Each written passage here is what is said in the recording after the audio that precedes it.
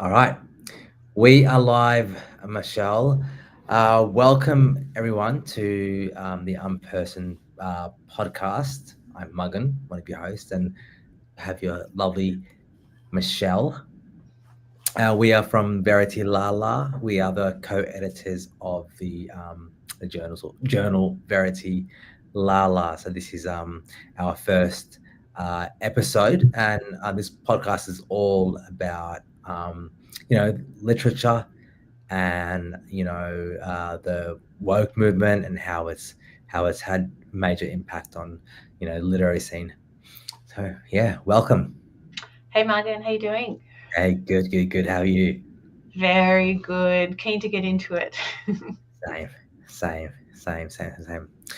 So, we a few weeks ago now, or probably about a month ago now, we published a conversation that you and I had on my podcast, the Inner Self Rising Yeah. podcast, and you detailed your story of being cancelled in the Mm. Australian literary scene. Firstly, how did you feel about the conversation, and has anything transpired since the conversation has been published?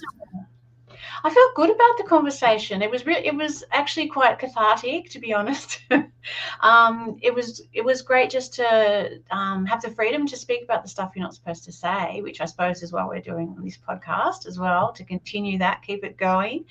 And yeah, the feedback was generally really, really good. Like, I was a bit nervous putting it out, but actually people were really supportive. We had, lots of views, lots of comments. So yeah, pretty good. And were you surprised by the reaction of response, positive response? Yes, I was, and I think it's a sign of the times, Like, I think it's all about the timing, and I think people are debating now, have we got past, peak woke? I don't know. I think it comes in waves like nausea. I'm not sure. But Yeah. I reckon we've at least got to a point where you can talk about it without everybody completely losing their mind. So, that's good timing for us, as that's what we plan to do. Yes. Well, I very much enjoyed the conversation.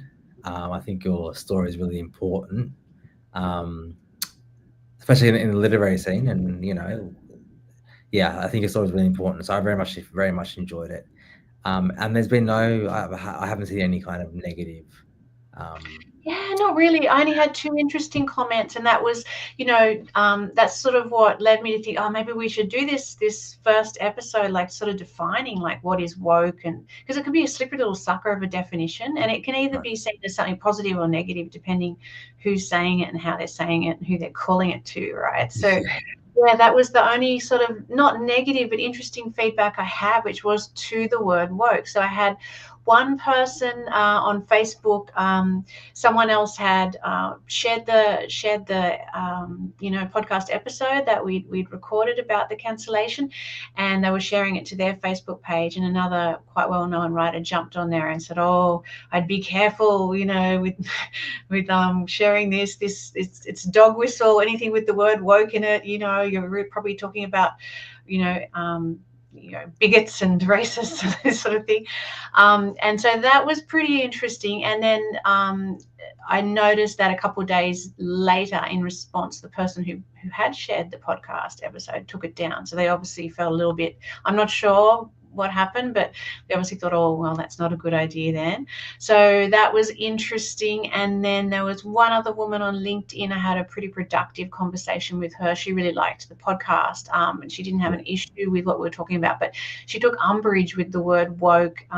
So that was actually pretty productive because we went back and forward, and I tried to tell her what I thought, what I was referring to. And then what sort of came out of it for me was that a lot of people think, especially, people in the literary world that we're part of, which is obviously very left leaning, a lot of them think that woke is really lovely. It just means basically progressive, open-minded, wanting social justice, all these, and that if you're, it's being a good person. And so what's the problem with being woke? And I sort of tried to explain to this lady, well, actually no, it to me it's a left wing authoritarian movement. It's quite a damaging ideology, and it's having a really big impact on the arts. So yeah, there's a couple of views of woke out there, so maybe we can kind of talk around that. Right, right. Well, I Mm. guess firstly for me, I always find it I guess suspicious when someone uh hyper fixates on the term woke and Mm. how it should be used or shouldn't be used, or they focus on the word rather than actually what's being said about the woke movement. Yeah. Number one, I find that very suspicious because I just feel like you're just distracting. Whether you Mm. like the word woke or you don't like the word woke, we all know what we mean when someone Mm. is talking about the woke movement. We're Yeah. talking about an identitarian ideology that's quite subversive, um, quite divisive, very collectivist, focused on groups, destroys the sense of individuality. There's no individuality. You're a part of a group. You're an extension of a group, and that's all you are. Mm. You know, so we all know what we mean by woke. Yeah. No, we can even Yeah, all we can all it's a picture. useful term. It's a short, like, it's not my favorite term, right? I prefer critical social justice, Right. activism or theory, but like that's a mouthful, and most people don't have a clue what that means, and it sounds too complicated. So, I love the work of Helen Pluckrose around. She's an English academic, and she's done a lot of really great writing and speaking around like woke ideology, and she's Oh, great. And she also prefers the critical social justice activism term, but as she said, it's not taken off. So woke is the word we've got, right? And everyone, as you say, it's shorthand. Everyone knows what we mean. And if you're going to quibble about what it means, then there's probably an agenda behind the quibbling. yeah, it's just to me, it's just distraction. It's pure Exactly. distraction. Um, yeah, and one of the ways that the far left like to distract away from what the woke actually is by accusing the person who uses the word woke as somehow being brainwashed by the Mm. right wing, and Yeah. that's something they It's love just to another do. way of shutting you down, right? Yeah. Yes, yes, Yeah. which is a characteristic of the woke is shutting down conversations. Yeah. You Yeah. know, so Exactly. Yeah. So I thought we might get into it. I think with woke, like obviously people at first sometimes in the beginning it was used as like a nice word, wasn't it? It was like apparently it came from the social justice movement and went awake to injustices and right, right, blah blah, and that was good. And then it started getting used in a more pejorative sort of sense, where if people had blue hair and a set of certain beliefs, then that's it. right. So I think it can be used like in a negative way and a positive way, but like there's a lot of I know you've done a lot of reading, you love your philosophy, Marga, and there's a Yeah, lot of history to woke. Like it started back in the 1960s, isn't it, with all the French right, theorists. Good right. old Foucault's got a lot to answer for. Right, right. Yeah, it's well, the woke are fundamentally they've got the Marxist ideology. So they've taken parts of Marxist ideology, which is the because Marx has made the argument or position that all of history, all of man's story has been about the oppressed versus the oppressor, right? Mm, The bourgeoisie versus the proletariat. That's what it's been throughout history. mm, And so the work have taken that theory, but they've used postmodernist techniques to undermine even Marxism itself, but like to undermine truth altogether.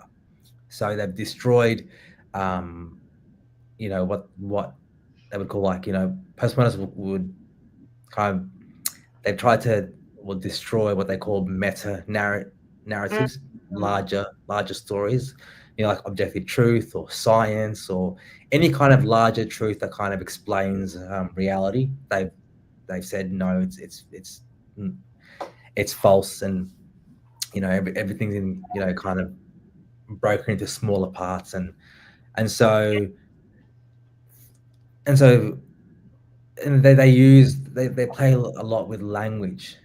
yeah. um That's what I find most fascinating as a Yeah, writer as well. Like right, the way, I don't know, this yeah, as you say, this thing with that knowledge and language, and this idea that there's like a dominant there's a dominant knowledge and language, which the dominant people in a society, the oppressors, which in our society would be sort of, I suppose, white men, fundamentally, I don't know, over history, have right. used to just make everything run to their advantage, and their knowledge and their way of using language is the way, and everyone is sort of unconsciously socialized into accepting that, and we don't even realize that we have all these unconscious biases.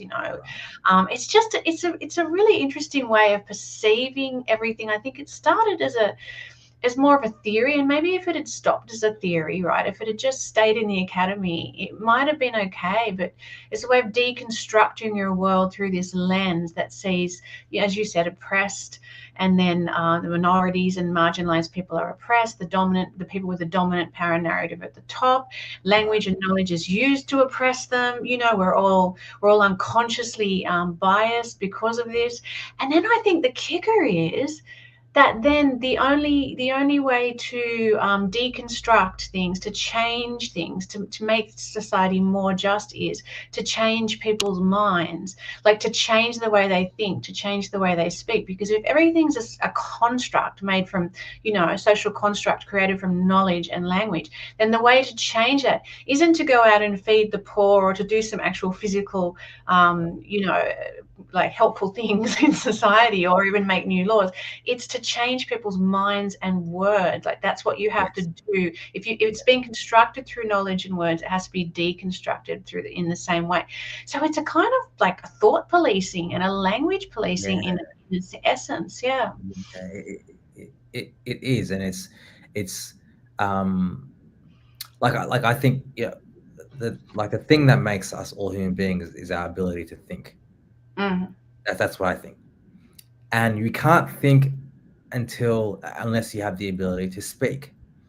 So when they stop you from speaking, stop you from using certain words, or asking certain questions, or you know what they're inevitably doing, to me, from my perspective, what they're inevitably doing is dehumanizing, is stopping you from mm, acting in your own nature. So I view mm. these people as anti-nature, right? Yeah, I like that. And fundamentally, that's fundamentally why I'm against the woke movement. Is they're anti-nature, and they're dehumanizing. Yeah. So, and they've tried to cap or they've tried to kind of ironically colonize certain words or Mm, certain ways of being, like compassion and justice. But you mm, find that they're actually completely opposite. They're not about justice. They're far from compassionate. yeah. Um, and and everything about them is kind of a projection, you know. Yeah, and I think the real nail in the coffin is that if you then want to criticize the ideology or question the ideology, or you have any sort of thoughts outside the prescribed thoughts, Mm. then basically that is evidence that you are the terrible person you have been posited as, right? So Yes. it means, well, of course you don't buy into that, because you are just trying to uphold and maintain your power. That's why you won't see it this way. And so there's this real moral purity around it as well, that's as really disturbing. Like Yeah. that, unless you swallow this whole set menu of beliefs, right, where you agree that you are the oppressed, here you are the oppressor, here are the oppressed. This is the way. There's a sort of a pyramid of oppressed and oppressors, then basically, if you don't sort of buy into that and take the whole world view, you're a terrible person. You must be. It's proof. It's proof that you're, a white supremacist or whatever it may be. Yeah. And that you don't therefore care. You don't care about people of different colors. You don't care about social injustice. You don't care about people with disabilities. It's you're a bad person. That is the circular reasoning of the woke ideology. Yes, yes. And if you follow it to its logical conclusion, Mm, then by default, you, Michelle, as a white woman, by default, without you even speaking, you're a white supremacist. But just following the logic by default. And for me, being a male, if you follow the logic to mm, its default, then I'm sexist and I hate women because mm, I'm male. And mm. like you put into into these categories, and you almost like have to repent. It's like Yeah. you're born in sin. You can't see this sin, but you just have to you constantly have to wash yourself from this sin, and they have the power. And you have to You do it publicly as well. You have to Yeah, do it in the town square of social media. You have to publicly self-flagellate or cleanse. Yeah, it's very odd, yes, isn't it? yes. It's quite strange, but yeah, but they operate like you know like a theocracy. They operate like Yeah. like a religion, like an authoritarian religion. You have the doctrine, and you have the sinner, and you have the pure, um, saved, individuals, and you know, virtue is now the oppressed, and you're Yeah, automatically good if you're the that oppressed, and you're yeah, virtuous, and you're honest, and all of what it means to be good is you. yes, that's You right. know, Even if your behavior is terrible, you can be yeah, a absolutely yeah, horrible person who's doing all sorts and treating other people terribly, but because you have a certain identity, yes, you're pure and everyone must listen, and vice versa. You can be an absolutely lovely person, but because you have certain attributes, you are the oppressor, and there's no humanity in it, as you say. no, and there's no you judge me by the content of my character. No, where's that gone?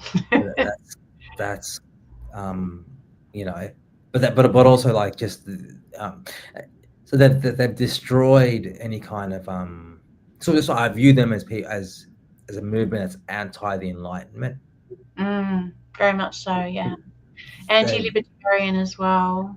Yes, You yes, don't have individual. It's not about your individual, the individual, and what they bring to the table. It's about their identity, their group identity, or yes, intersection group identities. Yeah, yes, yeah, yes, yeah. and reality as it and like to me, I view them as people who are aiming. It's a movement that's aiming to destroy objective reality. Mm, Objective reality is also to them seen as this white supremacist, Western thing. yeah. That's bad. Yeah, Um, yeah. And it's also a very elitist, as much as it pretends yeah, to be about the that's right. oppressed. It's like they use these sort of these groups of marginalized people, theoretical marginalized people, as just ways of aggrandizing themselves. It's right. It's a way of saying, like, well, look what a great person I am. I mean, this came through, first, the academy, through universities.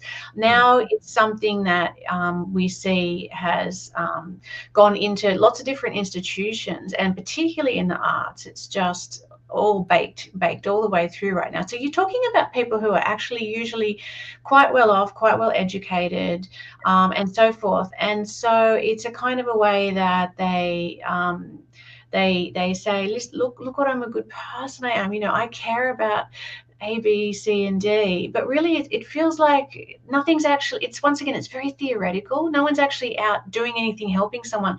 They're just talking a lot about it, and talking is like, it's like magic thinking. Like yeah, we've done something. It's very odd. yeah, Yeah. yeah. Yeah, well, you slowly realize that the point for them is not to actually make any changes. The point for Mm, them is to take power. So it's they're power, so right? yeah, yeah. So they project. They project. They're always talking about how, you know, a relationship between two people like you and I. They would say that there's a power imbalance. Mm. Being Who would right. win? Who would win, Morgan? Put Well, us I in don't a know because we okay. kind of like kind of have powers on both ends, and Yeah, then we like cancel it out. Yeah.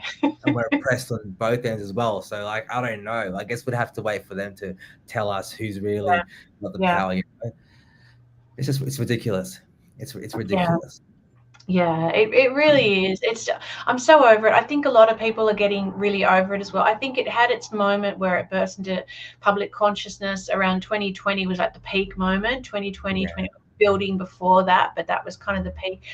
And I Right. think people generally who, especially where we are sort of are speaking from, so the leftist sort of arts sort of space, um, people were really open to it because a lot of people are just thinking, well, we're good people. Yes, I believe in social justice. I believe in platforming and opening doors for people who've had the door closed in their face historically. This is a good thing to do and let's do it. Right. So there was actually a lot of goodwill. But the thing is, I think there's two sorts of people who you would call woke, which is that just people who are thinking, okay, it's a really nice fluffy movement and I'm doing the right thing, right? But then you've got a whole lot of people who are really quite consciously, as you say, using it and leveraging it for power. Yeah. And you've got this combination of those two sets of people, especially in the arts world, which is really interesting. Yeah, really interesting space. I was wondering if I could bore you with reading a little quote from my girl Helen Pluckrose, who I always Yes. fangirl over. Yes. The Yes. reason I love her, and I really urge anyone who wants to know more about like this sort of thing to look at her Substack.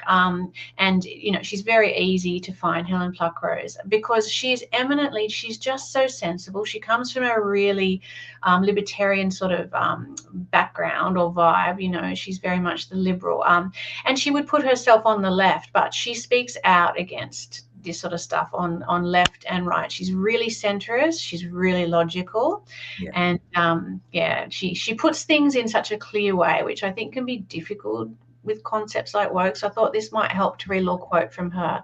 So what she's trying to say is, if you're with people, which I think especially in the arts we are, who believe that, yeah, being woke is just being progressive. It's a good thing. It's a kind thing to do. It's the right thing to do. Right. This is the sort of then they're sort of under a misapprehension about what woke ideology really is. So she sort of tries to clear it up. So I'll just read this quote from her. I'm speaking about the belief system which holds that all of society is permeated by systems of power and privilege like white supremacy, patriarchy, imperialism, fat phobia, ableism, and so on, and that most people cannot see these systems. This is the belief system that insists that we are all unavoidably socialized into holding racist, sexist, homophobic, etc. beliefs as unconscious biases. It asserts that we need to be trained to see them, affirm our own complicity in them, and commit to dismantling them using the methods of people calling themselves social justice activists or diversity, equity, and inclusion trainers. Then she says, this is the belief system that regards any disagreement as ignorance, fragility, or a wish to hold on to one's own privilege, and does not support viewpoint diversity or think any criticism could be legitimate. It explicitly rejects the position that individuals vary greatly in their views and may or may not be racist, sexist, or homophobic, and that they can evaluate ideas for themselves and oppose racism and other bigotries using their own ethical frameworks, and should have the right to do so. Go Helen, yes. Yeah. Yeah. It's just that is what we are railing against, I suppose. It's influence, particularly in our little pond, our literature world here in Australia, Yeah. but culture, Western culture generally. People aren't getting, and we're certainly not getting upset about, oh, we don't want progress, we don't want social justice, we don't want people who haven't been able to get published to have a fair chance of publication. We're not getting angry or upset about those things. Everybody who's a decent person wants those things. It is this crazy ideology which is absolutely the opposite of that. It is not progressive, it is authoritarian. It's not about the individual, it is about group identity, it is tribal, and it is not about being able to speak, it is about censorship. So Right. that's what we're kind of trying to dismantle, I think, a little bit in this podcast. Yes, that's right. That's exactly it. And it needs to, like, this conversation needs to happen, particularly in the literary scene, because it's I mean, the tide is kind of changing, Hmm. but still lots of people are scared. Yeah, Still lots of people are, don't want to say anything. Um, but it's it's not hard to see, because I do think anyone in literacy, and they feel it, they've yeah, experienced it, because yeah, these people from this woke movement, that even on an interpersonal level, they're not um, good people. They're not easy people to be around, even on an interpersonal level. And everyone under in the literacy, and everyone understands what this is. Everyone yeah, knows what they can and can't say, what they shouldn't say. They know it. So yeah. I just don't buy that people don't really understand. They don't really Mm, get it, or they do. Some people may just shrug it off, yeah. um, but it's pretty hard to shrug off an identitarian ideology Mm, that's trying to take over your mind. yeah. That's something no one can miss, or Mm. just like, oh, I don't know, Yeah, that's a really good point, Margaret. I suppose, yeah, I'm coming at it from the more like or the logical side of it, thinking like what is work. But you're right, there's this actually really weird psychological undercurrent to the whole thing, which yeah, is really the impetus, the moving force of it. You yeah, can logically analyze it, but really it's about, as you say, it's about power, yeah, and it's about people and hierarchy and all those sorts of things, which are very, sometimes they're unconscious in us, sometimes they're conscious, but they're strong forces, and we know them when we feel them, even if we can't, sort of elucidate it like Helen Pluckrose. We do know yeah. at some instinctual level what's going on and what we can and can't say. Right, right, Yeah, right. I it's mean, good. I just think, and you can tell me what you think of this. I just think, when you see, and for those of you who don't know, like, I'm ex-Muslim, and I left Islam a number of years ago, and in the literary scene, you know, who I consider to be Islamists, and this woke movement, they've kind of come together. Mm, And you just look and you think, oh, well, okay, so you had these Muslim poets who all say they're liberal, say they're progressives. yeah. Um, some who wear the hijab, some who don't, some who, claim to be practicing, and, you have the spectrum. And they're so loud about how Australia is treats Muslims, or how bad Australia is, and how racist Australia is. They're so loud about this. And they write poems about this, and how, their cultures have been colonized and all this sort of stuff. And then you sit back and you think, and you're like, okay, well, all right, okay, so they're writing about this, and then you think, well, what about Islam and its history of colonialism? What about Islam and it's it mandating the, so I'm considered an apostate, Mm, and in Islam, apostates are punishable by death. So gay people, and I happen to be gay as well. And mm. you're just thinking, you're like, oh, okay, well, so when are you going to talk about that? Well, what why is there such a silence there? Yeah, yeah, it's a very telling silence. Yeah. Yeah, yeah, and it's that hypocrisy that the literary scene has allowed to kind of spread, you know, Mm, because you just think, well, and then they're the loudest, Yeah. And you just sit down and you think, oh well, well, for me, I looked around and I'm like, well, because initially I thought no one would buy into this. Of course, she's, you see a Muslim, say for example, a Muslim female poet who's wearing the hijab, and Yeah. you just think, I just used to think, oh well, of course everyone knows that she's like in Islam, women don't have a choice in wearing the hijab. Mm. Everyone knows, of course. I'm looking around, and then these poets are lying and saying, hijab's a choice, and you know that individual may have a choice in Australia within her family, maybe, right? Yeah. But in Islam, like, women don't have a choice in the hijab; they have to wear the hijab. Yeah. So I sit Yeah. back, I'm thinking, oh well, they're obviously they're not gonna buy into this.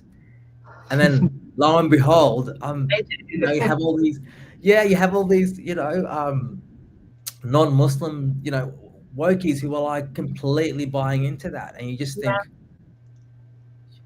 you can't not know. You know what this is. So what Do is you what's going? reckon? I think there is a lot of ignorance in Australia. I think maybe that's why there has been some. I think we are one of the wokest countries. I really do. And I think maybe a lot of the ignorance, Australians are quite inward looking, right? And we sort of like have this kind of relaxed, or we used to have this relaxed political thing as, oh, it'll be right, whatever. Yeah.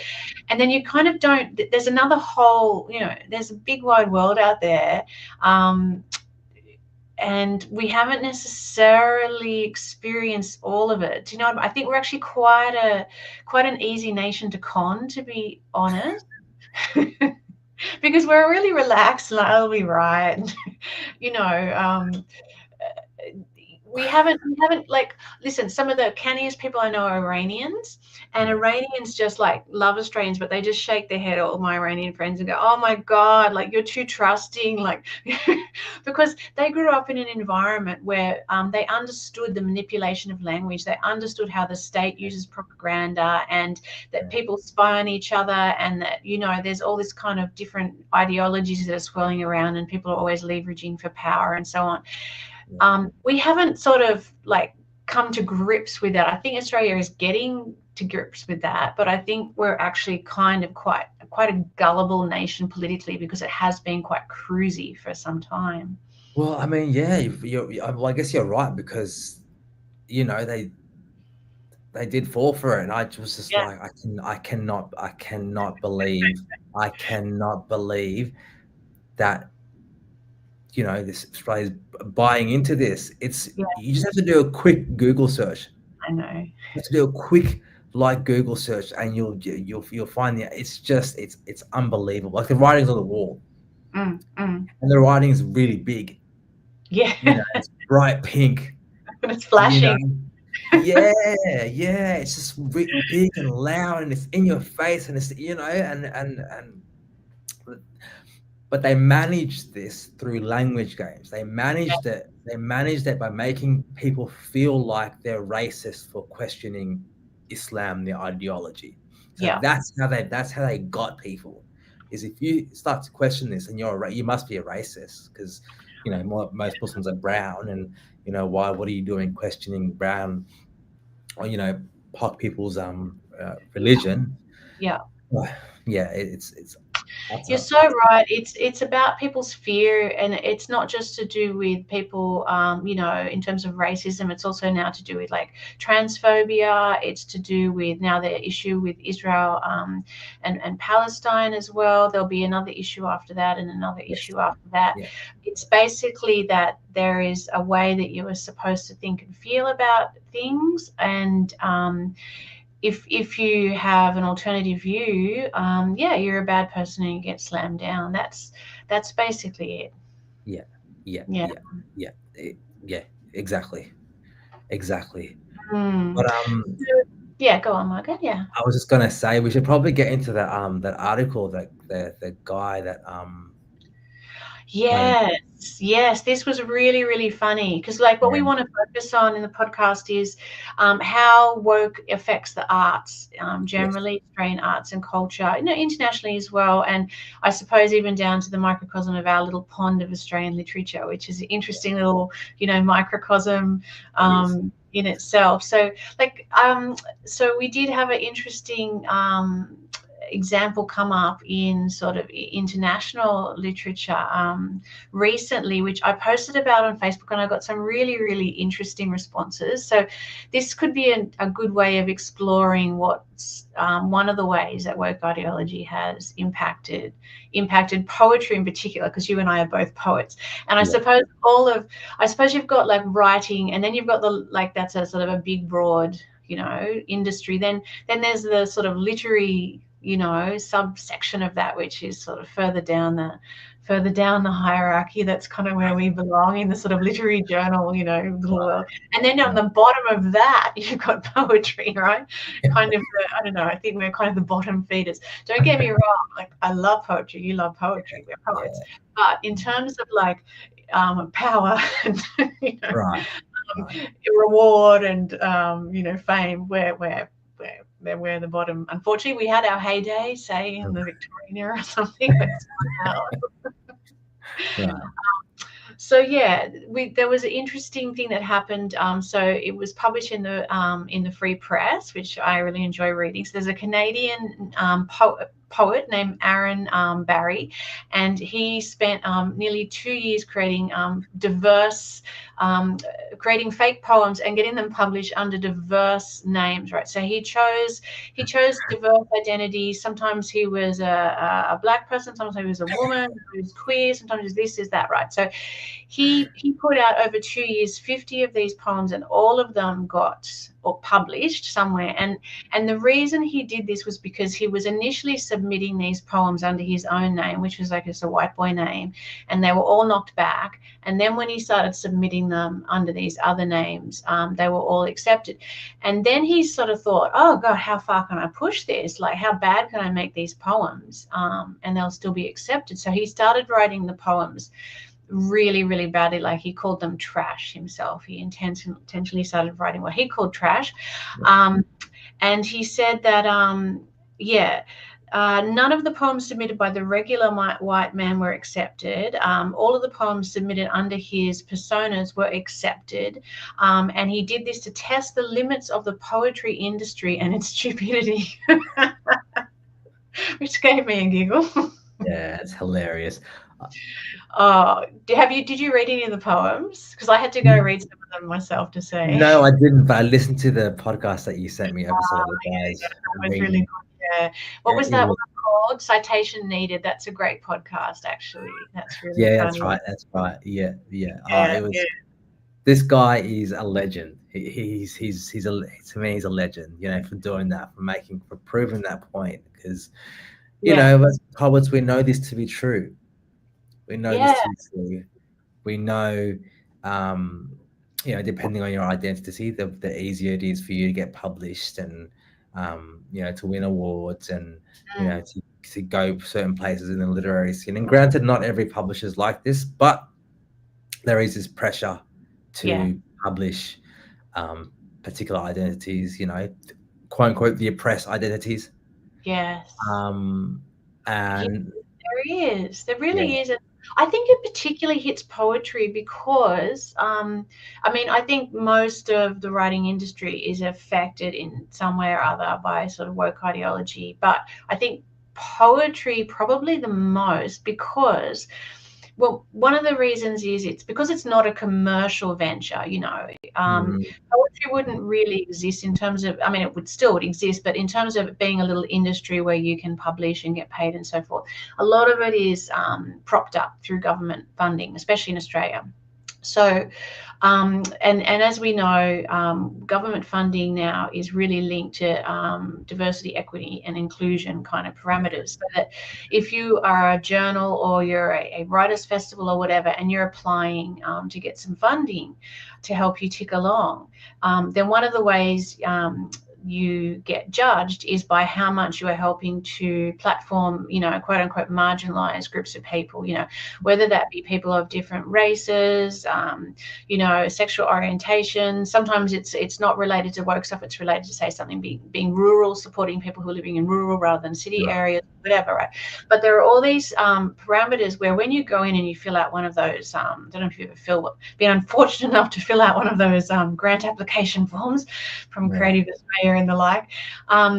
Before you get behind the scenes and you see that, you don't realize there's just all these boxes asking you, like, are you supporting this sort of person, that sort of person?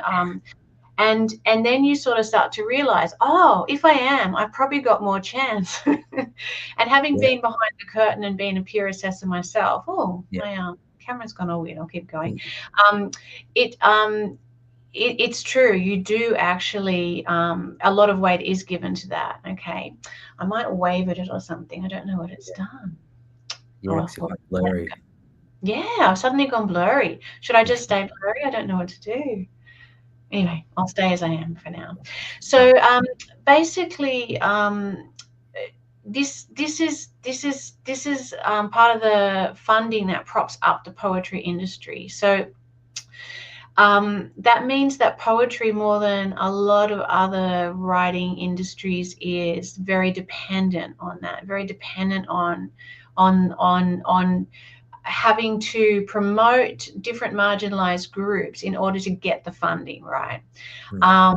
So it's kind of like this weird writing ecosystem that we've that I think maybe with the best of intentions, the idea is, okay, let's help platform voices that have traditionally not had a fair go, blah blah. So the intention was good, this kind of positive discrimination, but Mm. it hasn't really worked out, because what it means is that people are now reading bios before they read the actual poem. They're reading for the identity of the person rather than reading the quality of the poem. And I don't Right. know about you, but I wouldn't want to be. I don't want to be chosen based on my bio. No, no. I mean, if my bio demonstrates my skill set, then okay. But Yeah, if my bio is all about my identity, that's why I'm yeah, being chosen. That's just, don't think that's right. But also, I just also want to highlight that whether it's panels for awards, publishing, whatever, literary journals, the woke individuals from a part of the woke movement have infiltrated these positions where I believe they give whether it's awards or they publish a certain person based on identity and political ideology. So I do hmm, think that also happened yeah. that happened because they've strategically positioned themselves in important places in the literary ecosystem. You know. Yeah, that's so true, actually. It Mm. becomes a new sort of nepotism, if you know what I mean. So Yeah, yeah, this, it's true. Publishing used to be very much a white male thing, right? So women used to have to write under, male pseudonyms in order to get published. It's just the right, way it was, and that was a kind of a nepotism where people would, like, yeah, pass awards to each other, publishing opportunities, gigs at writers' festivals and so forth, based on that kind of like boys' club, I suppose, that right. that was that was built up, and other people were sort of excluded. Now Mm, the gatekeepers have kind of changed, right? Because now, in this weird kind of oppression pyramid, things have flipped, and this is what this guy was testing. This Canadian poet was testing. He was testing to see, like, how much really bad work can I get away with if I play with this identity, and how much is dependent on that. So if I don't know, it sort of proves that if you can get some really really trashy poems published by attaching names and certain marginalized names and bios to them, right. then where is the power? Is the power still where it used to be? Like, because woke people love to still rail against the white patriarchy and say the way, it's still ruining the world and ruling the world. But if this guy couldn't get his poems published under his own name, but he could get, like, write crap poems, we'll read one out in a minute. If he Yeah, could write crappy poems and get them published, right, then I don't know who are the new gatekeepers. right, right, Yeah. right, right. And it all makes sense because when they position the oppressed as pure and good Mm. and innocent by default and truth by default. And by virtue of that, then the the people of power are then evil and bad and guilty Yeah. by default. Then when these people with different identities write poems and they're telling their stories, and you as the Mm. editor or whatever can't really question the validity of that story or the actual poem because Mm. you're a bad person. So they've already, Yeah. they've already got you even before they submitted the poem. Yes, That's so yes, true. Yeah. yeah, because this whole Yeah. culture of believe people based on their identities. Yeah. Yeah. That's right. And if you question them, you're a terrible person. Yeah. Yeah, so that culture already exists, and then they submit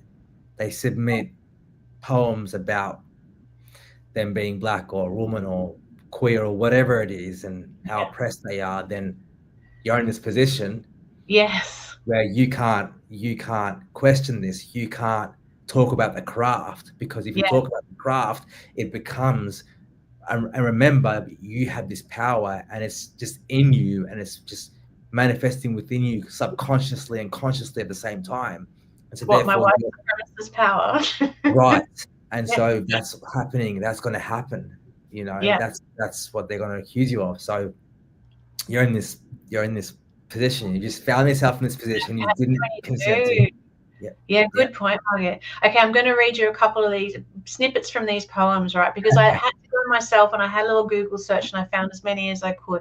They Okay. really are crappy. I think they're crappy. It was interesting when I posted this on Facebook about this article, like to see what, Australian literature's sort of response would be. Most people just found it funny, which, Yeah. and some people actually said, no, actually, I like those kind of poems because, in Australia, of course, we have that tradition of the Ern Malley, hoax. Don't know if you've heard about Ern Malley. I'm sure you probably have, but Yeah. that was a couple of poets who hated like modernist, poetry and just thought it was crap, and so then they they wrote up what they thought was a whole lot of crappy modernist poems, and then they managed to get them published under the name of Ern Malley, and there was a whole backstory to it, and then it was unveiled as a hoax, and then the editors who accepted them were like, really shamed, and it was pretty interesting.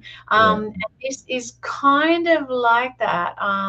But a lot of people said, I like the O'Malley poems. Like I like that kind of playful poetry where people take on a pseudonym and just kind of run with it. And maybe that's freed the poet up, and maybe they're actually good poems. He might say they're trash, but maybe he doesn't know his own Yes. poets.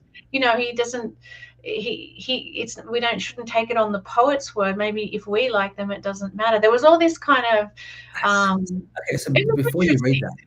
that, yeah, so before you read the poem, it actually Yeah. just speaks to this kind of mindset about it's like what they've done, this whole woke movement, specifically when it comes to literature.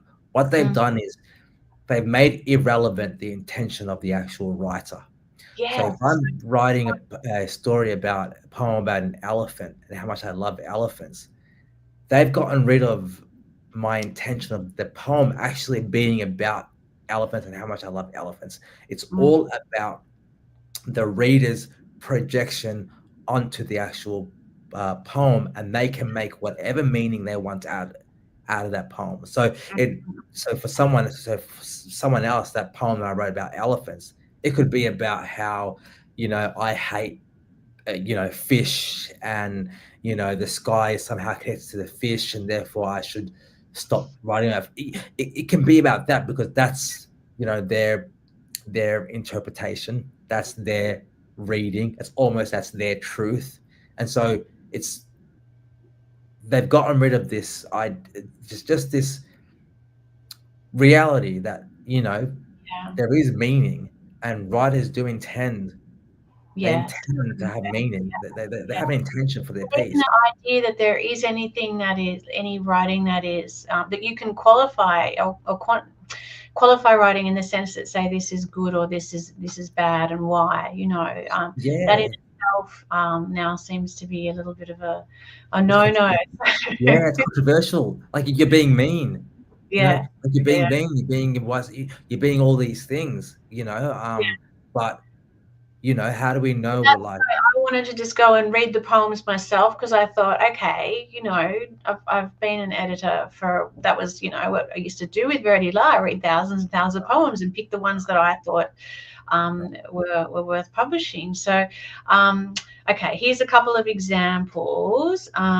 There's one called After Coming Out, a Wrestling Promo. This was written under the name of a Nigerian queer woman, and it's few lovely lines like, the cis boys thought they could gang up on me. I've got Toni Morrison books that hit harder than those bozos. Yeah. You want to know how I felt after being cheated out of a victory over patriarchy at Survivor's series? I'm furious. I'm hot. Oh, I'm so mad I could kiss a woman I don't even like right now. That was another one. This was another one, some gibberish. There was a one about a sort of a homage to Shakespeare, and it's called Come Sluts. It says to be, but it doesn't say to be, it's question mark. To be, to question mark or not to question mark? William Shakespeare's question marks. Little come slut, question mark, question mark, question mark. That is the question. And some other sort of similar things. I read them, there were some funny lines, but like certainly, yeah, yeah, I agree. I agree with the guy. They were pretty trashy. I think one of them poems win an award. Yes, Wow. well, it got some one of them got nominated for Best of the Net, which in the America is big, big thing, and that was one that under his own name he hadn't been able to get anywhere. And it was interesting. So the editors who chose this work, when the guy came out and said, it was a hoax, it wasn't me. Some of them, they had different reactions. Some weren't too fast. One editor, to his credit, said, "I don't care. I like the work anyway. I'm publishing in." Way. There was one guy who was called Derek White, and so he edited a whole novel that this guy wrote. So this guy sort of went from the poetry, and then he tried the same thing on with a bit of a novel as well. And he was supposed to be a biracial woman with this big backstory and all this sort of stuff. And this Derek White, the editor, spent a lot of time mentoring and working on this novel with this guy Barry, because he thought he was someone he wasn't. And when he found out, he was not very happy. And he said, I haven't published a white male author in 2 years. And if I had known you were a white man, I would not have accepted the book. He said that Barry couldn't even write, and I only agreed to edit the book because I thought I was helping a young black woman find her voice. So there's some good old white saviorism there for you. Isn't that just straight up racism? Yeah. Isn't that just like blatant, like just racism with like a warm blanket that eventually just like makes you burn and burns your skin eventually because they're suffocating you with it. It's disgusting. It's It is. disgusting. Yeah, Yeah, it is disgusting, isn't it? Yeah. It's like a little pat on the head, right? It's like, oh, I thought you were this little person that I could mentor and help, but yeah, yes, it says a lot. I mean, really, this guy. Some people actually, in response to me putting this up on Facebook, were a little bit annoyed. They said, "Oh, he's appropriating all these identities, right?" But I don't know. I just think, we're all appropriating identities in a sense that's how we move in the digital world. Like everyone's sort of got this grab bag of ways that they describe themselves, and it shouldn't matter when this is the quality of the work that yeah. should have been first and foremost. This is just showing something that we've all suspected is been Right. happening with many editors and many publications. And Look, I think in Australia we have a lot of this as well. for sure, for sure. And again, look, that just is distraction. That point again for me is it's just a distraction. He made his point. He proved his point. He proved his point. Yeah. So to focus on whether or not it is appropriation is just distraction. It's distraction, and it's to me, it's nonsense. It's like he Yeah. proved his point, He and that did. Yeah, he said his point. So he said he was testing how much identity will get you past the gatekeepers, and how much editors wanting to amplify marginalized voices.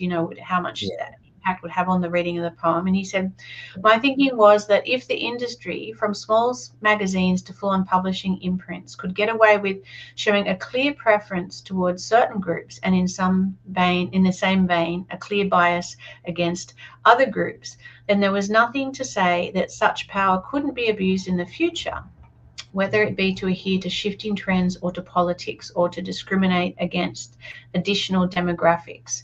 Mm. So, he's trying to say it's okay. At the moment, this is the fashion, right? The fashion is to be, a minority, and this might help you to be published. Although, as you say, that comes with a lot of downsides as well, because you have Yeah. to adhere to a certain type of poem that will be Yeah. accepted and blah blah.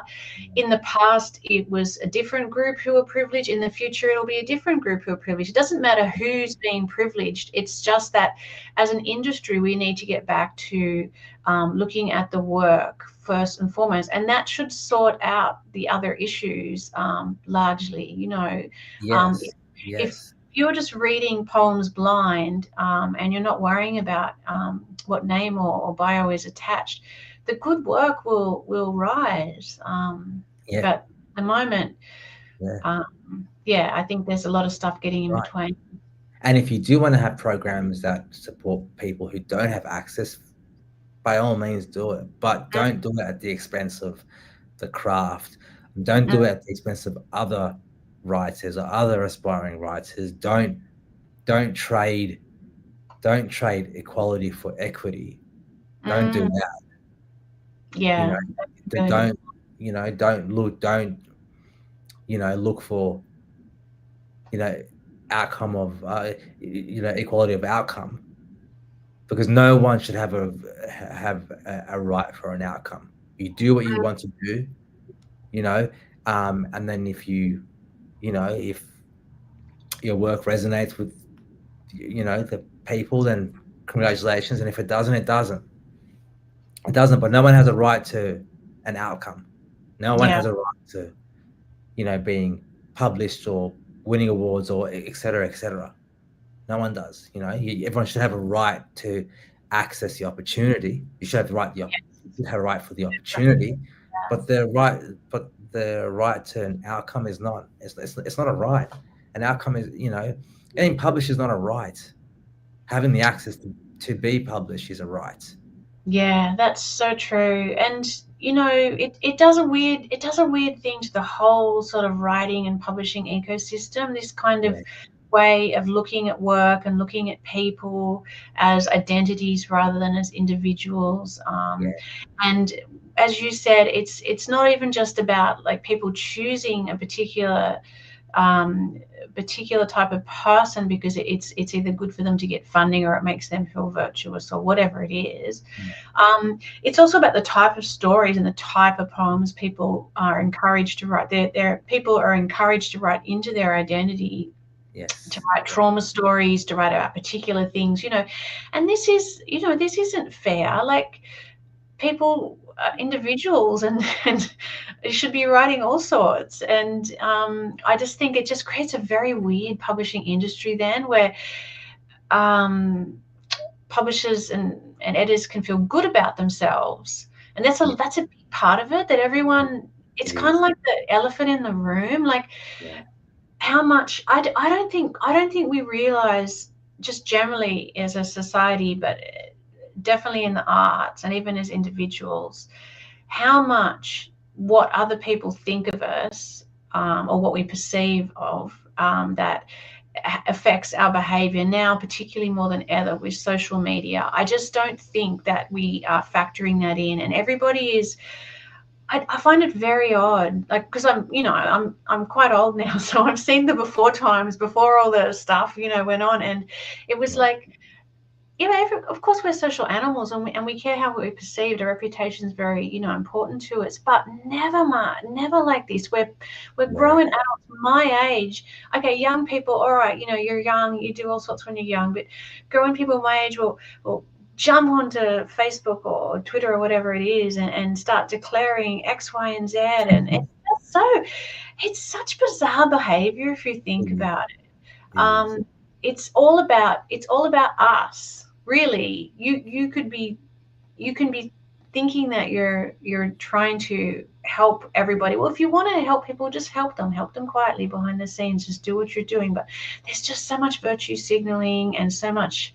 Yeah. I find it a bit embarrassing, to be honest. Well, it is, and for me, like a good marker of someone who's a good way to identify someone who's being fake about their desire to Mm, help the marginalized or whatever, is if they keep doing the same thing, there's no improvement, and they just keep on doing it. mm. You think, well, come on, And you're they a have thinking. to find a new target as well. Yes, yes, But that's what I find interesting. It's amazing how quickly people jump from one issue to the next issue, and they were yes, all about this, but then society has shifted from, saying how terrible white supremacists are, and now we're saying how terrible transphobes are. Now we're saying how terrible Zionists are, right? So we're just shifting from one thing to another. So right, right. it's not sort of it's not a stable, grounded care. It doesn't seem. No, It seems to be more about the person emoting than it is about what they're emoting about. no, I mean, yes, that's right, that's right. And anyone you can even relate it back to your own personal life. Anyone that you actually care about, you tell them the truth, Mm, right? So even your own child, once they're in the kitchen and they're playing with a knife, you quickly grab the knife off them. mm, You don't just coddle them yeah, while they're carrying the knife. Um, you take the knife away from them, and you have an actual material result. There was yeah, this situation, and then I assisted, and then or we assisted as a society or as a culture or as a subculture, and then we're here now. And now, mm, guess what? We're moving on because we've solved this issue. But if mm, the complaint is still forever, and they're just looking, coming up with things to kind of validate this narrative they have that supports them, it's just yeah, forever. Like no issue goes on forever. yeah, Everything in life has a beginning, middle, and end. yeah. Well, this is the never-ending story. This one at the moment. Yeah, it's just like it's like Because as you say, it's not about a result. The result is power, and yeah, it's very performative, and it's about the spotlight being on particular people, and they're running with it, yeah, and as long as the people around continue to sort of serve them and to right. serve their interests and to keep publishing and promoting, and so forth, then that's not going to stop. Like, why would it stop? So yeah, I don't know. How do we get out of here? How do we get out of this predicament? Well, on one level, it's about Truth. hey, It's truth. I think that's it probably. is. It's truth, and it's recognizing that it's a distraction. It's recognizing that we all have this one life, and you don't want to spend your one life being distracted by these people. Mm, You don't want, is that what you want at the end of the day, for them to distract you from, taking your life seriously and taking who you are seriously and how you think and what you think, and you know, that's ultimately for me what it comes down to. Do you want to be that person where they just use you as an object? Yeah, yeah, that's a good point, and I think especially in terms of like the writing world, it's not just about who's getting platformed and published. It's also what people feel they can and can't say, what yeah, sort of stories they can and can't write. Like, we're sort of all self-censoring now because we've seen what happened. So for example, most people know the story of what happened with our journal Verity Lala when it was in Verity La in 2020. So we published a story that people weren't said was racist and this and that, and so there's no discussion. It's just like, burn that down, blah blah. People see that in a little sort of small pond like Australian literature. People see that, they take the lesson from that. Okay, better not put my head above the parapet. Better not write something that's pushing any boundaries or whatever. So everyone knows that there's a price to pay if you don't publish certain, the things that are okay to say. So I think that's really terrible for our creativity as well. It is. It is. And like most people, I don't know, you can let me know what you think, but most people try to rationalize this by saying, okay, it's in my best interest to keep quiet. Right? Mm, That's what they think. That's what they tell themselves. mm, But in actuality, the opposite is true. It's in your best interest to not keep quiet, because this movement it's like a black hole. It swallows everything mm, in its in its vision. You've got to, if you don't submit in the way that they want you to submit, then you're going down. So mm. it's not in your best interest to keep quiet. What's in your best interest is to exercise your voice. What's in your Yeah, best interest is to say what you mean, and to let the chips fall where it may. And you you know you feel alive, and you feel true to you, and you can, I don't know, sleep better at night. Sleep better yeah, at night knowing that you are you. But that is if if authenticity is something that's of interest to people. But this movement is anti authenticity. It's yeah. anti completely authenticity. It really, really is, and I think I think in Australian literature, I think I think people get really they're starting to self-censor. They're starting to think how their work's going to hit, so they're starting to change what they would and wouldn't say. I just think it's making for a really boring scene. Like no one's taking sort of experimental like leaps with their work. Certainly not in terms of what they're willing to write about, and in Right, terms of nonfiction, what you're allowed to talk about. right. It's just, yeah, it's just getting a bit boring. And like writers are wordy people. Like we like ideas, we like words, we like, some of us like to be challenged and Yeah, questioned. And as you say, that passion that comes up in you when you're actually being authentic, when you're yeah, creating authentically, and you're sort of discussing with other people and truthfully and authentically. I just don't feel that spark anymore in the scene generally. And I do in pockets, like don't get me wrong, that there are people there who are still like, yeah, this is, wonderful. But generally it's not conducive for the whole scene. I just think we just have to say, let's not worry if people say they don't like you, or if they're going to call you some names or whatever. Like just move yeah, through that. They're going to do it, and it's going to be a storm in a teacup. And then if everyone does it, do you know what I mean? But if everyone stays really scared, um, then we everything diminishes. Our worlds diminish. Our thinking diminishes. Yeah. right. And the quality of work is ruined. You know, Yeah, you end up with this sort of shit that this guy managed to, all these 50 poems in this novel, this guy managed to get everyone accepting.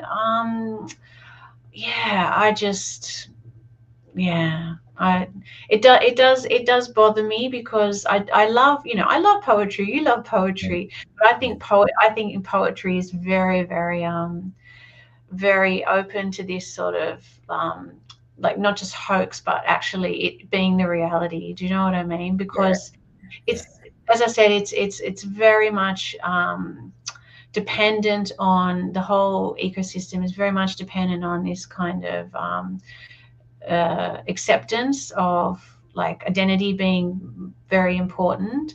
And also sometimes I think poetry, it's harder to discern a good poem from a bad poem. Some yeah, people, it's easier to fool the general public and to publish something. People with poetry generally, if they're, unless they're poets or they're big poetry readers, they sort of put all of poetry in the too hard basket anyway and think it's a whole lot of bollocks, yeah. generally, That's right. especially in Australia. So That's right.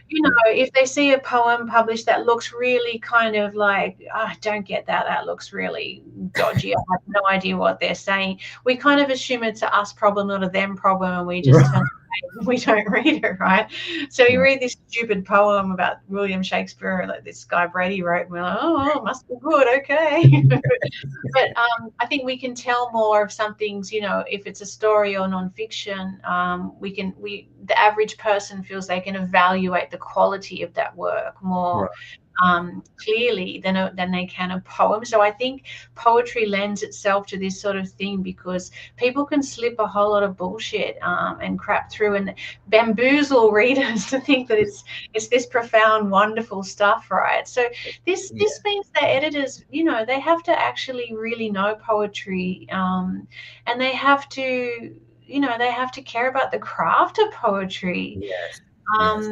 and not just sort of let all this stuff slip by because um, yeah, it's not doing anyone any favors. And as I said, I don't think anyone would wants to be published because of their identity, right? Like that's an insult to people. I mean, some people do. Some people Well, are just grifters. well, that's the thing. That's the thing, and there are a lot of grifters. There are a lot of grifters who have grifted their way through this industry, and that's what they're just interested in. They're not interested in writing, really. They're Yeah, more, right. It's kind of the vehicle, isn't it, for yeah, their online yeah, personality. right, right, right, You know what right. I'm picking up here, Margaret, between you and me? I'm like the eternal, like, oh, give everyone a second chance. Oh, you see the best in people. And you're just like Mr. Cynical. You're like, nah, Michelle, they're Well, grift. no, I wouldn't say cynical. It's just that Really, reality is reality. yeah, You know, reality is reality, and polite society kind of forces people um, to forego what they're actually seeing, and yeah, I just think you can't like you see what you see. Like right now, I see you. Like I'm not. No one can tell me that I'm looking at Blake. I'm looking at yeah, Michelle. I'm talking to you. yeah, That's kind of how I. That's kind of how I see it. And I think it's been very useful for me in my own life. I can yeah, tell you that. I can tell you that it's been very useful for me. But and for many other people who have kind of aligned themselves with. It's about also about to me ultimately it's about objective reality, objective truth, which is what the woke movement is trying to destroy. But that's what it's about for me. It's just you know you see what you see. Um, yeah. and I think ultimately as well, you see the proof is in the pudding or not as well. Like the main thing that I really hate about, critical social justice or, generally or woke sort of ideology generally is it doesn't produce good results, right? It mm, doesn't produce any forward thinking in social justice. It doesn't seem to really help people. It doesn't seem to change things in the real world. In a no, better way. It makes people more disconnected from each other, paranoid, disliking each other, divisive. Everybody's screaming at each other more than they ever have in terms of being on social media and lobbing bombs at each other. no. Like, if the proof is in the pudding, then this is a flop because Yes, this movement that was supposed to make yeah, everything fairer and more equal and lovey-dovey, I'm sorry, it's not done it, and it's now been well documented that all the DEI programs that were instituted in many workplaces and organizations and academia, they're all being dismantled now. They cost so much money. People were getting paid ridiculous amounts of money to have diversity dinners where people had to sit there and be like, told off for being white or for being male or whatever it was. God, People were separated into their races in different workplaces and organizations. I mean, it it was has made people dislike each other more. it was great. I remember the first time that I met someone who they told me their job was they were Mm, a cultural consultant. That mm-hmm, was their job. And I was like, what the hell is a cultural consultant? Like, what's your role? What do you do? And mm, she was like, this woman was like, oh, I go to different businesses and I teach them about different cultures. what you should and shouldn't say, and how you should interact with different cultures, and how the workplace should be more diverse, and blah blah. Mm. I'm like, what? So you actually go into people's businesses and tell them what they can and can't say to people of different what? What? I'm like, and they're paying you for this? And she's like, yeah. And she's like, it's really important, blah blah. This. And I'm like, I remember hearing, I just could not even understand how that was Yeah, even a it's a viable. huge industry. There's been so much money at it, so many jobs made, through it. Um, and some terrible results, some really terrible results.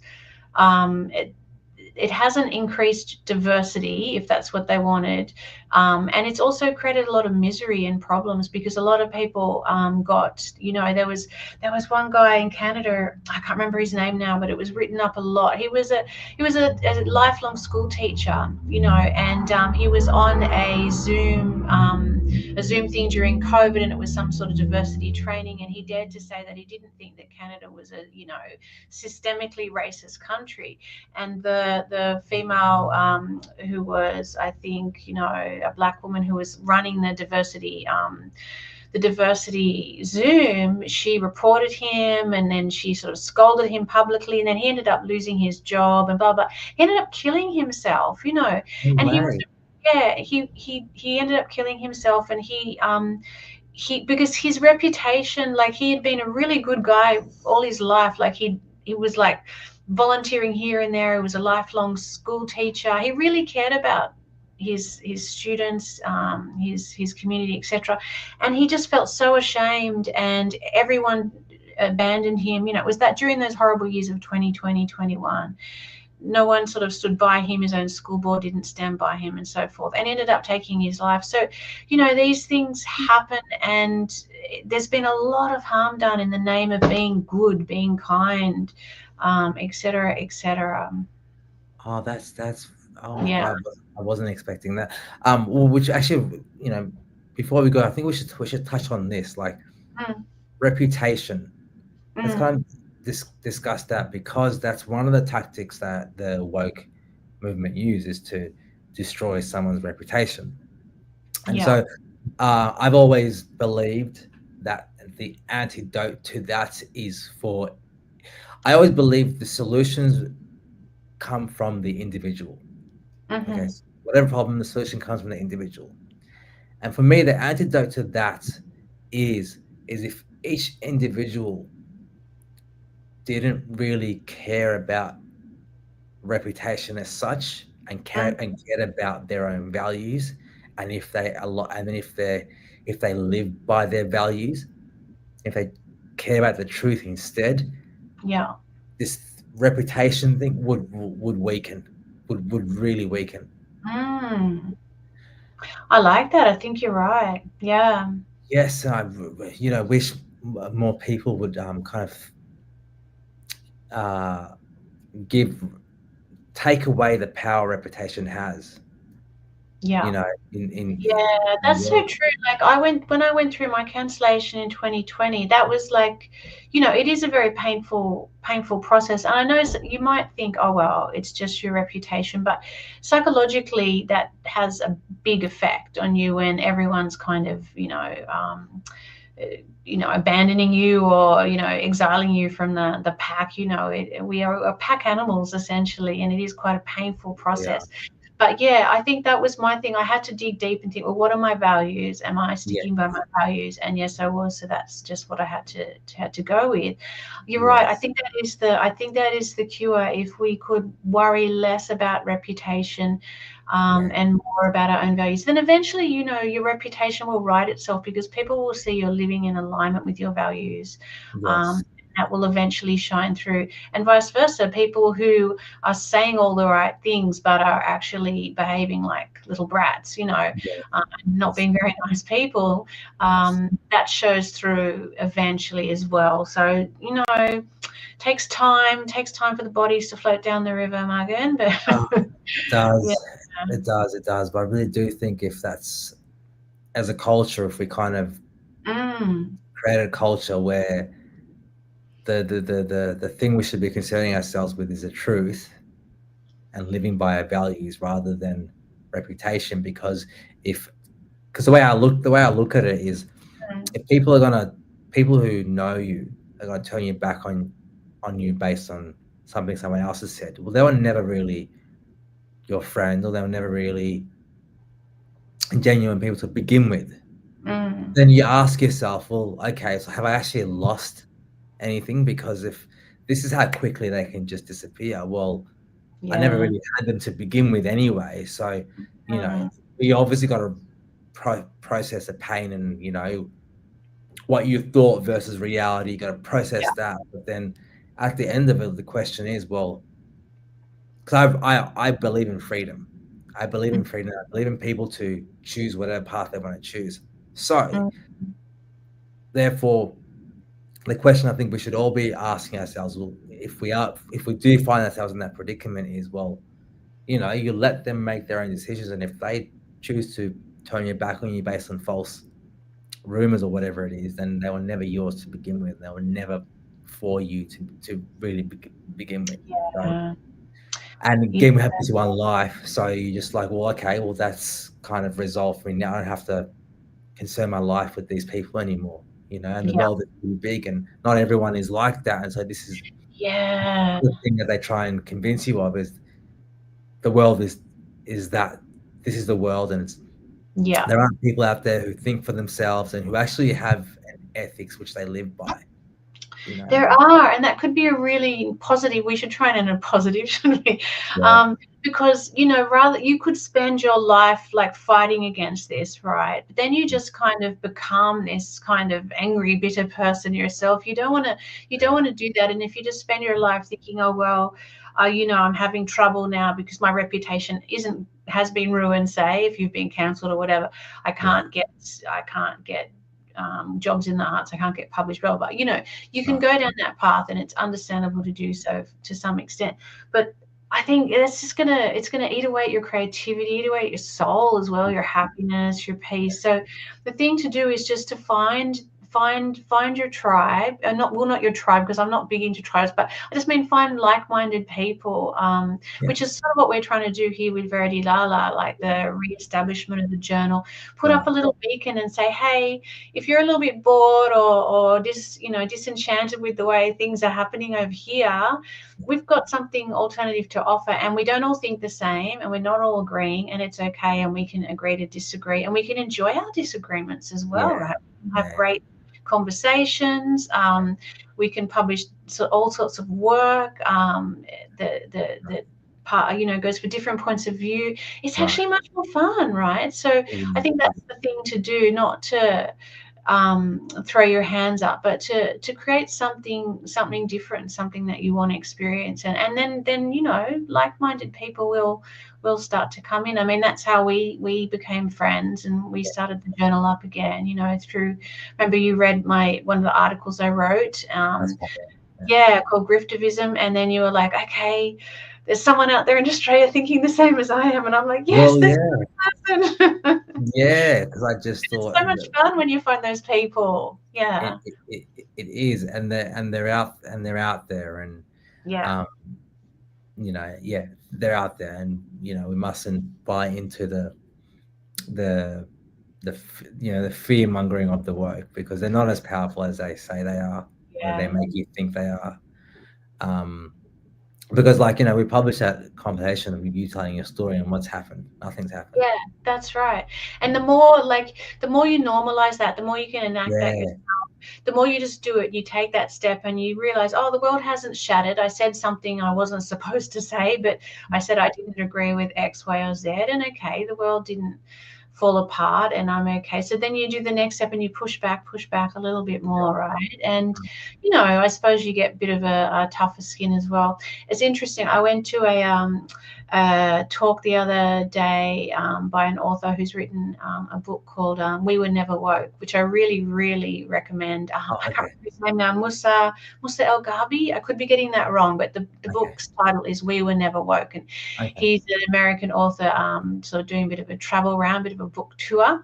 Yeah. And I'm a member of what's called the Free Speech Society of Australia, which is a very sort of small and fledgling group. It's got much bigger sort of arms in like the US and the UK. So they sort of had Musa out doing, you know, a book tour talking about the book.